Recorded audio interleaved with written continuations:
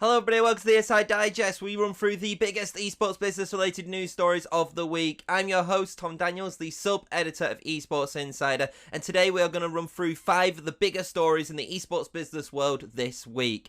On this week's ESI Digest, we're going to be covering G2 Esports appointing Dechelotte as its new general manager, Tribe Gaming securing investment from San Antonio Spurs' parent company, ESI Gaming sponsoring World Chase Tag Team GNF, Semper Fortis Esports rebranding its Rocket League team Top Blokes, and finally we're going to be talking about ESL securing an Israeli media rights deal with the gaming channel. Before we jump into this week's digest, I do want to thank our partners for this episode, payment processing company Nuve. So if you want to learn more about their end-to-end payment technology platform and the processing solutions that are available, then head over to their website. So let's jump into it. Our first story of the ESI Digest sees us talk about G2 Esports appointing Dechelotte as its new general manager. So prior to joining G2 Esports, Dechelotte was primarily known as being the head of partnerships and business development for the European side, the EMEA side of Riot Games. Moreover, he's also held roles at Coca-Cola Company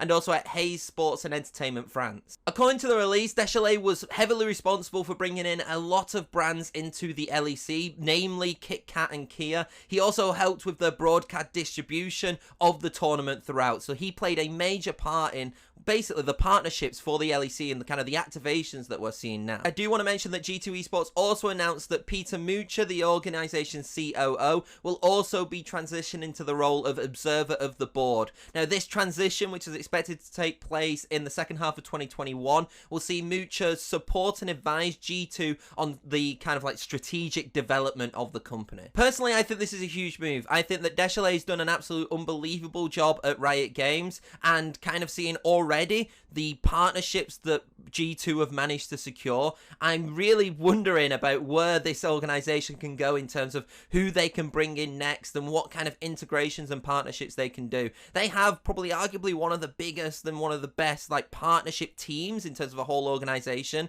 especially in Europe, and I think it's very interesting to see Dechelotte join this already stacked roster of backroom staff there, and I'm really excited for the future of like the commercial business of G2 Esports as well. Our second story of the ESI Digest sees us talk about Spurs Sports and Entertainment. Now they are the parent company of NBA team San Antonio Spurs alongside some other entities as well, and they have just invested in North American esports organization Tribe Gaming. According to the announcement, the deal is set to open up a lot of commercial opportunities such as crossover collaborations, co-branded marketing efforts, and also talent and audience crossovers. Unfortunately, financial figures of the deal have not been disclosed. However, the deal does see the organization join Tribe Gaming's investors group. Just from this announcement, obviously we don't know what kind of other activations are going to be coming in terms of like, what they have planned, but I do think that initially this looks very positive for Tribe Gaming. Gaining this investment not only highlights kind of the strength that Tribe Gaming has done in terms of building its brand, but also the strength of mobile esports and the growth of mobile esports in the West. This also follows on from Tribe Gaming's partnership with Elgato, so this is slowly turning into a really good year for Tribe Gaming. It'd be very interesting to see what these collaborations are between the San Antonio Spurs, you would expect, and now the mobile esports athletes. Our next story in the ESI Digest is quite a unique one. So North American esports organization ESI Gaming has become a sponsor of World Chase Tag Team GNF. As a result of the deal, the team will change its name to MVGNF, and the team's first appearance under that new name will take place during the upcoming World Chase Tag USA Championship, which is set to air in August 6th on ESPN2. Now, further details of this sponsorship were not disclosed, but I do think that this is such a unique deal, kind of seeing an esports organization go into a physical sport and to sponsor a team itself.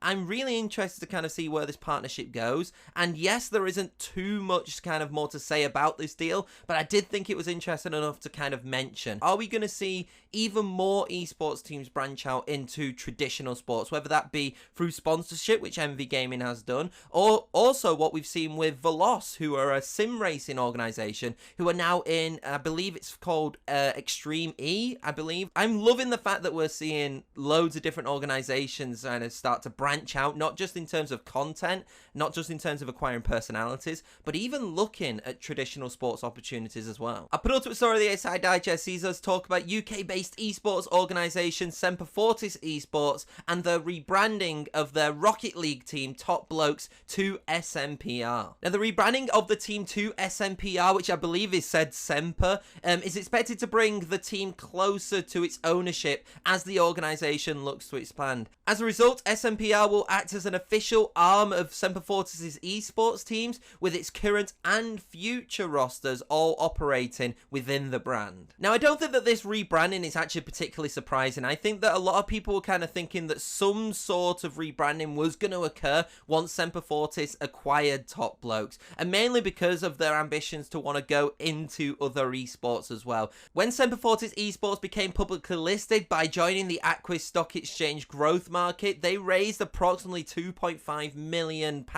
on its first day of dealings, and in that press release they did state that they want to invest the money into establishing esports teams alongside forming new partnerships and providing a B2B advisory service. So overall, I do think that this is actually a really smart deal. I think if you're going to expand into other esports and you're not going to stick with the Top Blokes name, I think that you've kind of got to just rebrand everything and start not afresh but start anew, because I feel like if you have Top Blokes and then you go into kind of other esports, you either use the Top Blokes name or use the SMPR name, I think you're always going to have that kind of split in audiences, where now it's all under one brand. It will all be kind of working under one organisation, and I think that synergetically, I think it works. A final story of the ESI Digest sees esports tournament operator ESL Gaming grant exclusive media rights in Israel to the gaming company. Now, for the remainder of 2021, the gaming company will broadcast select ESL Pro Tour CSGO tournaments and also ESL mobile content in Hebrew, which is a first for ESL Gaming content. Some of the ESL events which will be broadcast on the gaming company include IEM Cologne 2021,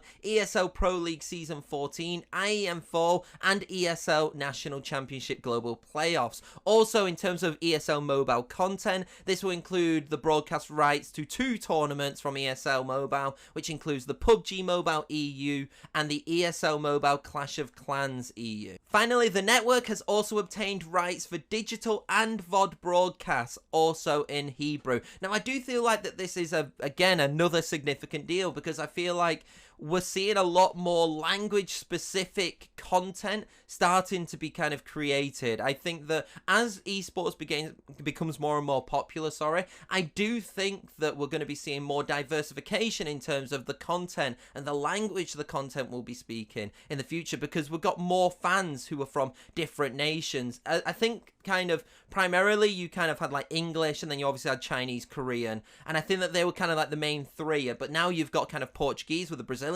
scene starting to rise. We're getting a lot of Spanish language rights, and you only need to look at kind of League of Legends in France and see how far that has boomed because they have got a French language broadcast. So I think having kind of more media rights to tournaments will not only increase viewership, because you'll get people, you know, who speak Hebrew who will be able to kind of now understand the tournament a lot more, but also you kind of get more diversification of content, which can only be a good thing. And that is it for this week's ESI Digest. So if you do want to read up on any of the content that I have just spoke about, and there's much more, I promise you, then head over to Esports Insider's website. Also, don't forget to follow us on LinkedIn, Twitter, subscribe to us on YouTube, follow us on Spotify, and every other kind of place you watch or listen to this to as well. But until then, I'll see you next time.